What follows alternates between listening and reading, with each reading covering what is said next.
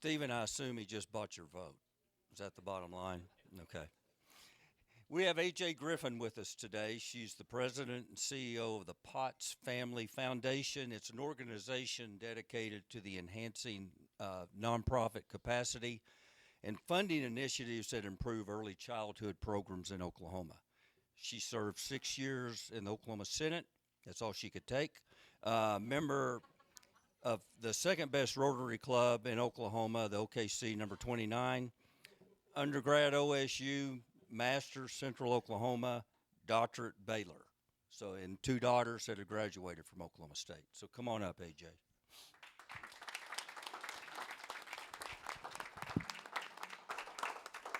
Is this thing on? You're good. Yeah, it is. Yeah. Two daughters, my husband, both my sisters.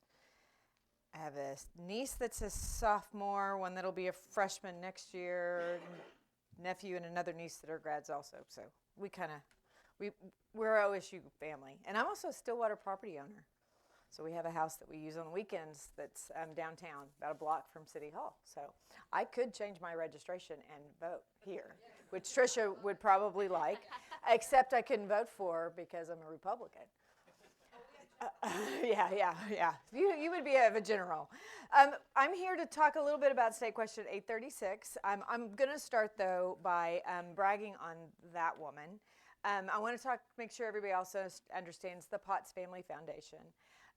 The late Ray and the late Pat Potts are our founders and benefactors.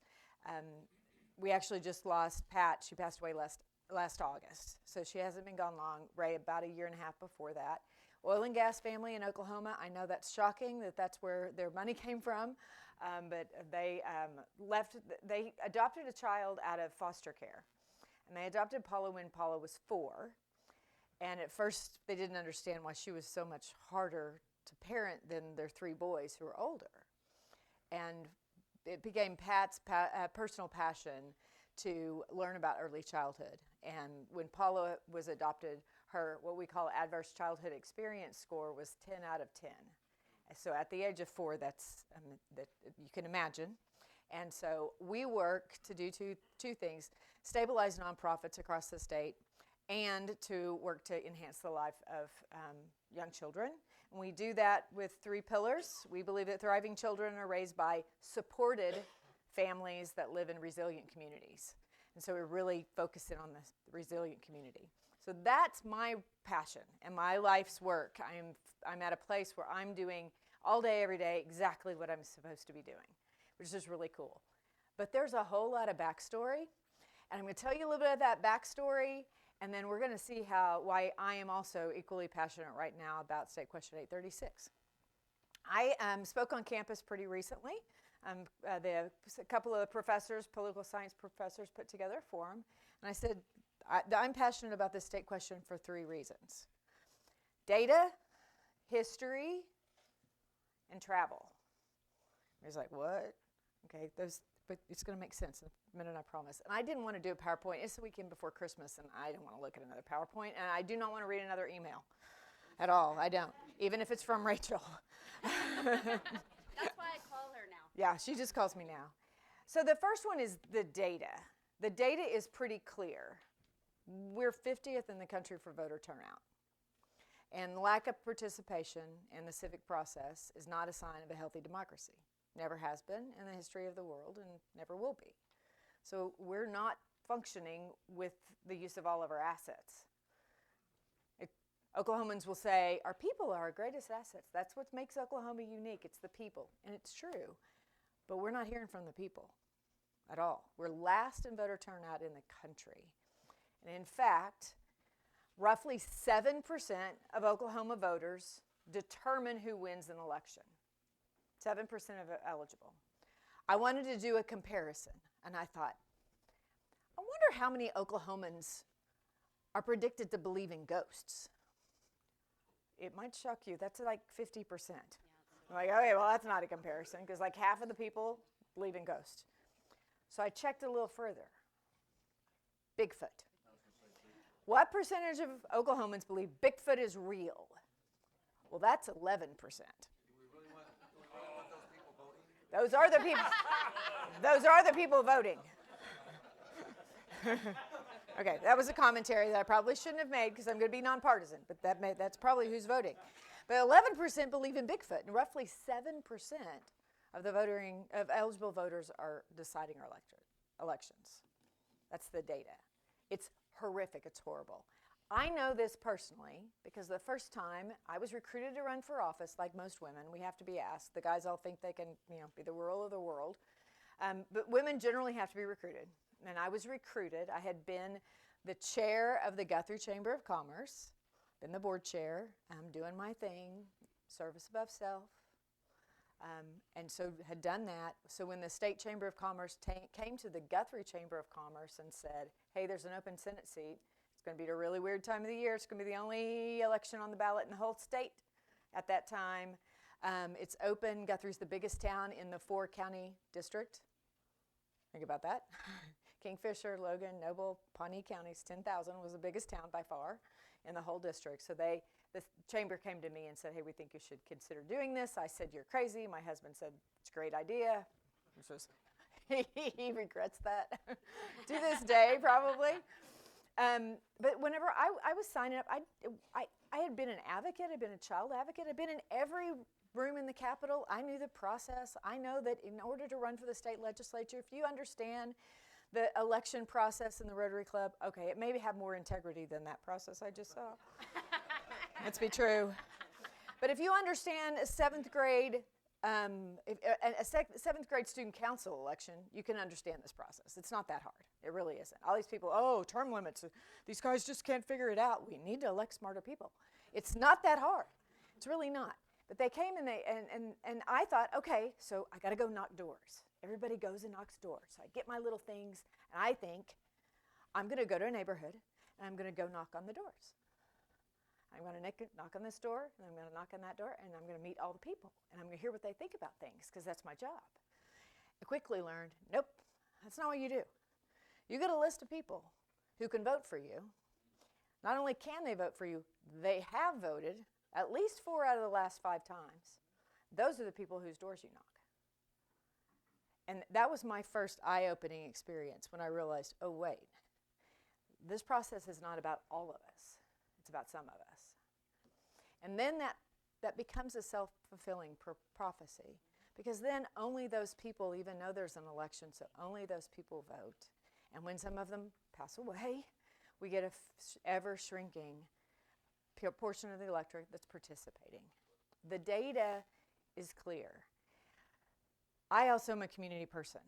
So think about it. We're noon on a Thursday. It's pretty typical Lions Club, Kiwanis Club, Rotary Club meeting day. We meet on Tuesdays. This is a Thursday. So all across the state of Oklahoma, in communities like Hennessy and Perry and Adair, where I grew up, and my dad was a Rotarian in Pryor. Sidebar, my dad had 30 years perfect attendance. He passed away. We buried him on a Friday. The next Monday was my first day as a Rotarian. Kind of cool. And Rotary is really important in my life. But all across the country, but especially in Oklahoma, in communities of all sizes, there are groups of people just like you that want to serve, that want to do what's right by their community. And here's the other thing. They're also electing mayors and members of city council that are the same way.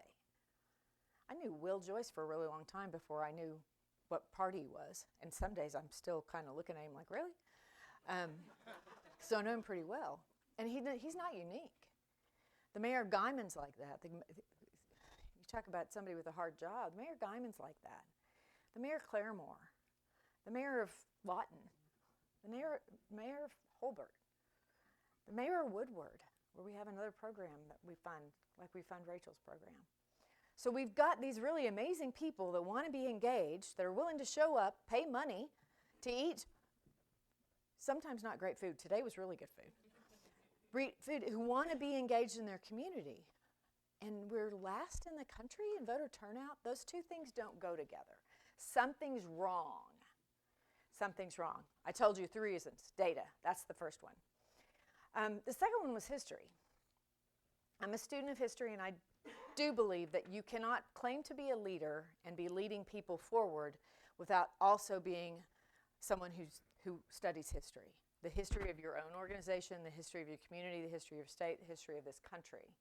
And if you really start to read about our founding fathers, which a lot of my colleagues like to talk about when I was in the Senate, but if you really start to read what they wrote and what they said, you will realize that they were a little bit concerned about factionism. And in fact, there's an entire Federalist paper warning us, it's Federalist 9, by the way, if you want some nice reading before you go to bed tonight. Hamilton likes to use a lot of words. Why use 5 words to say what you can say in 520? That was Hamilton. Federalist 9 is about factionism. It's about warning us that people retreat to their corners, and people will double down on what they think they know if given the opportunity, if it's easy. But I didn't realize, in his farewell address to the nation when George Washington was leaving office, he not only warned about factionism, he warned about political parties. He was very concerned about what would happen if instead of coming together to solve problems, people just double down on a certain set of ideas that they think are pure. They were the entire founding fathers. The Constitution is a compromise document. And if you believe anything else, you need to read. It's a compromise document. And they couldn't figure out how to elect people, so they said, we'll do it both ways. So think about, that's where the Electoral College comes from. That's doing it both ways at the same time. So if you really study history, you'll understand that some of the things we're seeing in our first of all, they're also not new. None of this is new. The political parties change, and they ebb and they flow, and the names don't matter. I mean, I kind of wish someone would bring back the Bull Moose Party, because what the heck was that? But if you study history, you'll understand this. They predicted this. They did. They knew this was going to happen. It's the nature of humans. It's the nature of that time men, but now all humans. We all are very similar. The last reason why I'm very passionate about this is travel. When I left the legislature, I got kind of lucky and landed as the Director of Government and Community Affairs for PACOM. Have you heard of PACOM? Okay. Small tech company, growing tech company, founded here in Oklahoma. In fact, while I was at PACOM, I would do some research, and I said, if you take PACOM out of Oklahoma, we dropped to 50th in technology jobs in the country. Now we're falling behind, and with PACOM, we're actually last in the number of tech jobs in the country. So PACOM's pretty important. But my job was to run government affairs, community relations, and corporate philanthropy for the whole country. So I got to travel. And I got to work with legislators in California. So when people say, don't California my Oklahoma, I'm like, it's the 4th largest economy in the world. There's a lot of really nice things going on there. It's not perfect by any means. But worked with legislators in California and New York. New York was an eye-opening experience. Brand new, hot off the bus from the Oklahoma legislature, where we fight about county roads and bridges, public education, and vaccinations. Those were the 3 big things. I go for the first time to the state capitol in New York, which if you've never seen is an incredible building. Walk in, I'm looking around. Immunizations, roads and bridges, and public education. Literally on the day I was there was a truck parked out front with the anti-vax stuff and all this. I'm like, this can't be. Guess what? Over and over, state to state, the issues we're not that different. We're really, really, really a lot more alike state to state than we try to make this, oh my gosh, it's so terrible here. No, it's not. This is the United States of America. This is the wealthiest nation in the history of the world with more opportunity. Okay, so the travel showed me a lot of the stuff that I'd been told wasn't true. It really, truly wasn't. Travel is reading and travel, they're 2 great equalizers. which that's a well-rounded education includes those two things. So data, history, and travel. So let's go back to the data and talk about a few more numbers. Our current system in Oklahoma is closed primaries. For a while, the Democrat primaries were open to independents. That is not going to be the case next year. It wasn't intentional. It was a snafu because the state requires this public entity that's out here that isn't part of state government to petition the government for that process, which kind of proves the point. These are private organizations. Republican Party, Democrat Party, those are private organizations. They're like the Lions, the Kiwanis, the Rotarians, okay? Private entities. They set their own rules. They have their own conventions. These are not things that are impacted by the voter, the taxpayer, the government, the official organization. So this next year in the election cycle, the 500,000 independent voters will not participate in a primary election. Okay, and now in Oklahoma, so here are the numbers: 1.3 million registered Republicans, 700,000 registered Democrats, 500,000 registered independents, and that number is the fastest growing. Anybody under 40 who's a new registrant, very likely to register as an independent. Okay, so when they go to vote next year, brand new, I'm going to go vote.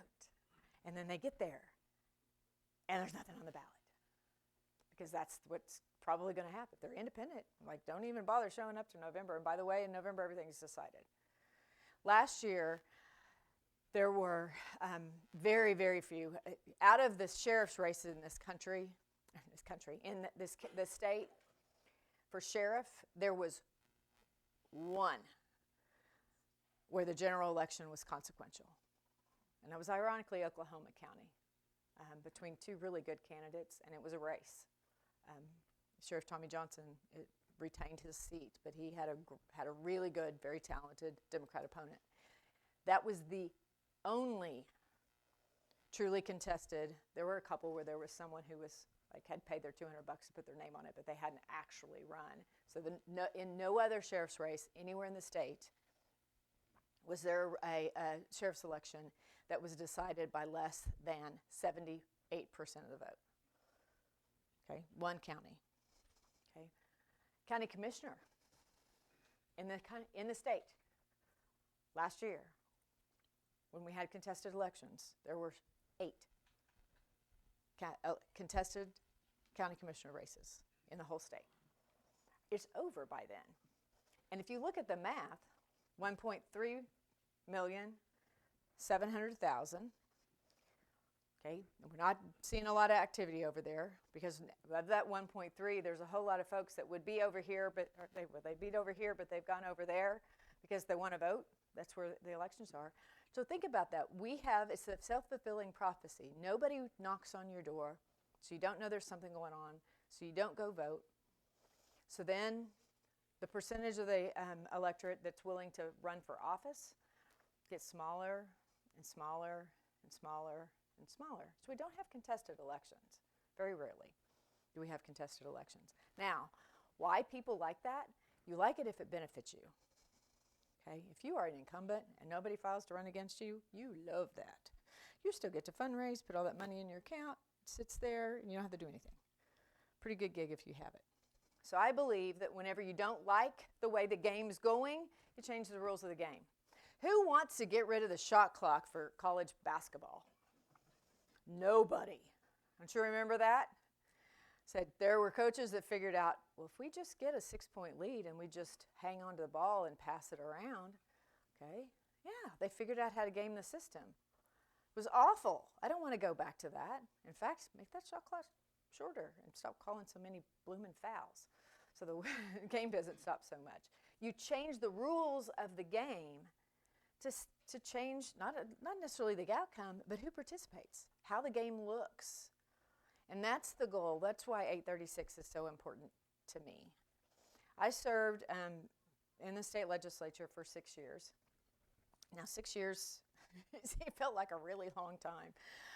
I completed an expired term for a gentleman that had passed away, David Myers. Many of you may have known him. He was from Ponca City, and then ran again. And then it was time to run again, and I decided that that's really not what I wanted. It wasn't a career for me. It was a period of service. But I learned so much about this state, and I learned about what is important and what really matters to families.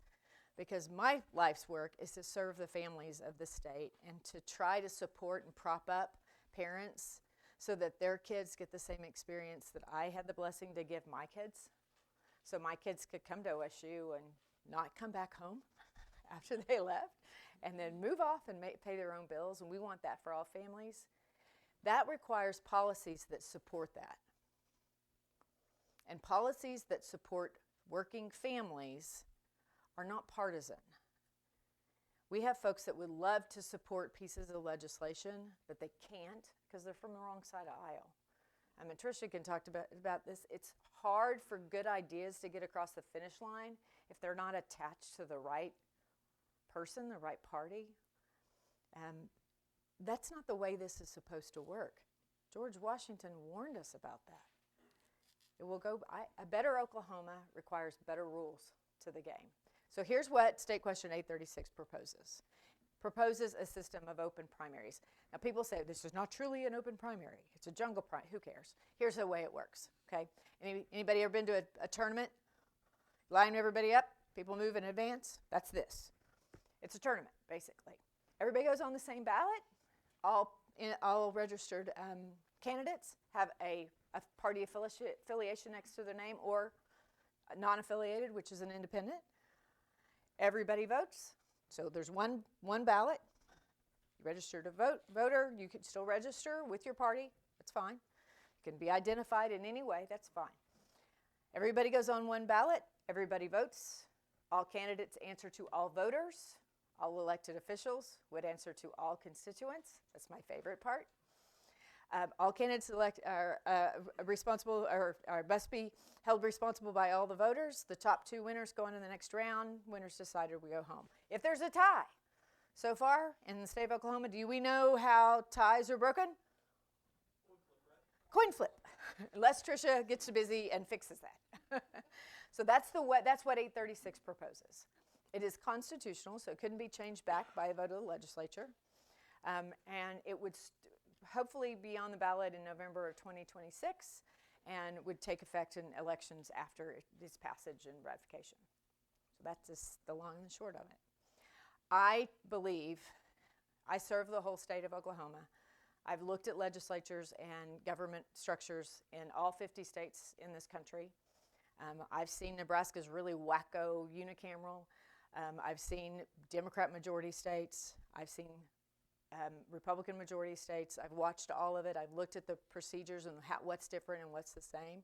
I believe sincerely that this is a way for us to encourage and re-engage Oklahoma voters in Oklahoma. The cities are doing pretty darn well. And when I say cities, I don't just mean Tulsa and Oklahoma City. I mean small communities are coming together and trying to solve their problems. And the pieces that are missing are the other stuff. It's the things quite frankly, it's the things the state's supposed to be doing. Like a comprehensive mental health system that we don't have, that causes cities lots of trouble. And so if we can re-engage local voters in our state process, we can improve the state for all of us. And with that, I want to see if anybody has any questions, because I've left us 5 minutes for questions. Yep. Thank you, Rachel. Here's the mic. I think your efforts fall short Okay. in that if you go to elections here in Payne County, if it involves Payne County commissioners, I can vote. If it involves the mayor or city issues, I cannot vote because I live outside the city limits. And it's that same way in all the cities in the state of Oklahoma, every county in Oklahoma. So if you're wanting to engage, I think there's a a mentality of voters that decide to move out into the country. They don't realize they're giving up a voting right to vote on municipal projects. Yeah. And so I'd like to see that included into the state where you can vote whether you're an R, a D, or an independent. But you've got to, I think those folks that live outside that can't vote, they develop the attitude that, well, I may can vote, I may not can vote when I go in there to the election board. So that's how I say your proposal, this proposal falls short. I have a feeling Mayor Joyce would love to annex the entire Payne County. Yeah, it makes a possibility. Yeah, and it does. Just so it doesn't impact. There's no impact on district alignment. There's no impact on some of the other voting reforms people are interested in. People ask, well, what about straight party voting? Well, you could still do that. It will become less relevant if you have multiple individuals from the same party on your ballot. So it kind of quasi-eliminates straight party voting. Yeah. You could still vote for all. Yep. What is it? Has there been any polling data that's been like where we're looking at right now? Does the state of Oklahoma look like it's going to pass it? Is it close? Do we have any polling data at all as to whether or not the state question will pass? So if you look at the numbers of registrations, we estimate that about 35% of Republicans would need to be supported, and the numbers are better than that in Republicans. And it is interesting with the shakeup in the Democrat Party. It will be interesting to see how that impacts us. Signature collection, just so you know too, is we are in the signature collection phase. I will end with a little tidbit about that.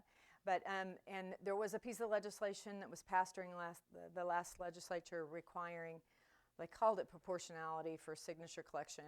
It's not really how it works, but that is not, it will not impact this question for signature collection. This is an initiative petition. You may hear, oh, this is outside interest, people from outside the state of Oklahoma. Nope, there was one lady that got really passionate. Her name is Margaret Kobos. She's a lawyer from Tulsa, and she started saying, hey, we should do something, hey, we should do something. And pretty much her efforts have resulted in the campaign, and it's an expensive campaign. The money, vast majority of the money is from right here in Oklahoma. This is not people who are not Oklahomans trying to change our system to make us more like some state. The whole, oh, we're going to make us California. Just so we're clear, Oregon, which is conceivably the most liberal state in the country, has closed primaries. So that's not really what this is about. It's about engaging Oklahomans in solutions. Oh, sorry. This is maybe a related issue that you may or may not know the answer to, but I've heard a lot of chatter from people who are independents or Democrats looking at changing their voter registration to Republican to be able to vote in primaries next year.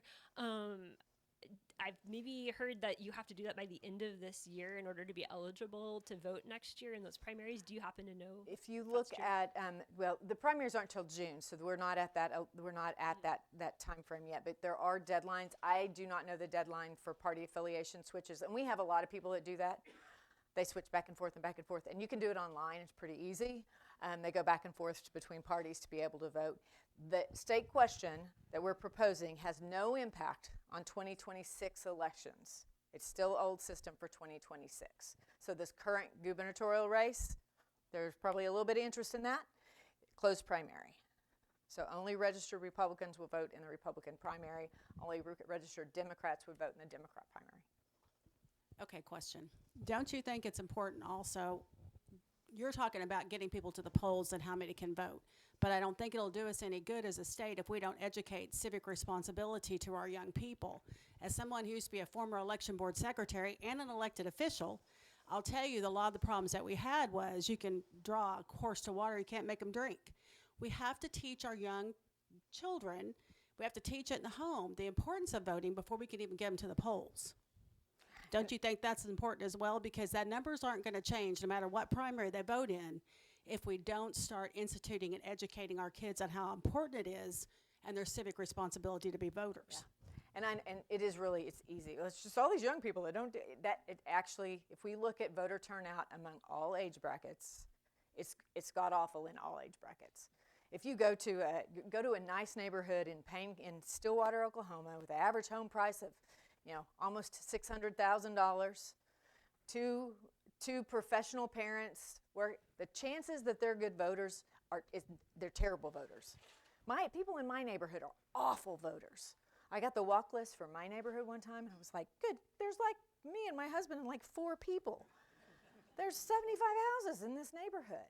So it's all up and down, and I believe it's because we've got this system that you go there and there's nothing to do.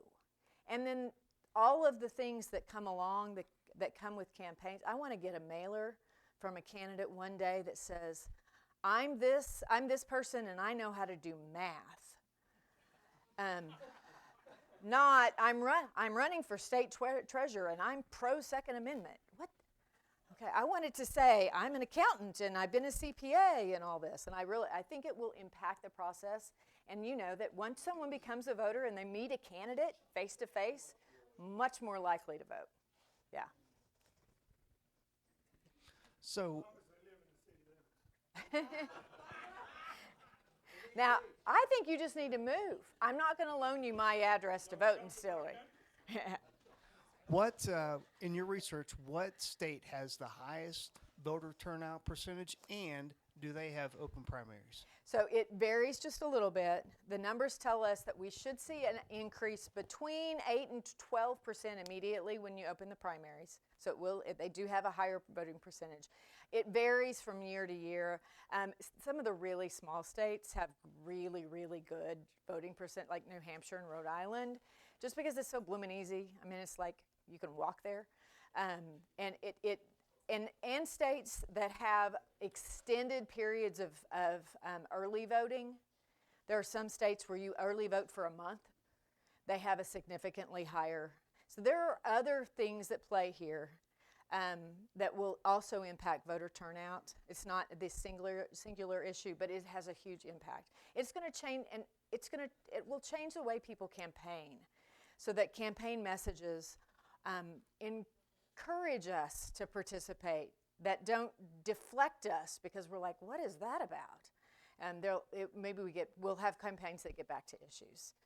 I know I've got just 2 minutes overtime, and Rachel's going to give me the hook. I will tell you that Jennifer Bartley is here, and she will be out in, there's a room around the corner if you're interested in helping us bring State Question 836 to the ballot and changing Oklahoma for the next generation. Thanks. Oh, sorry. very last one, Scott Petty. Why no? If you benefit from the rules the way they are, you want to keep them. Yeah. If you benefit from the rules the way they are, you want to keep them. And there are people who benefit significantly. There are a couple of people that make an awful lot of money off of our current system. Mic drop.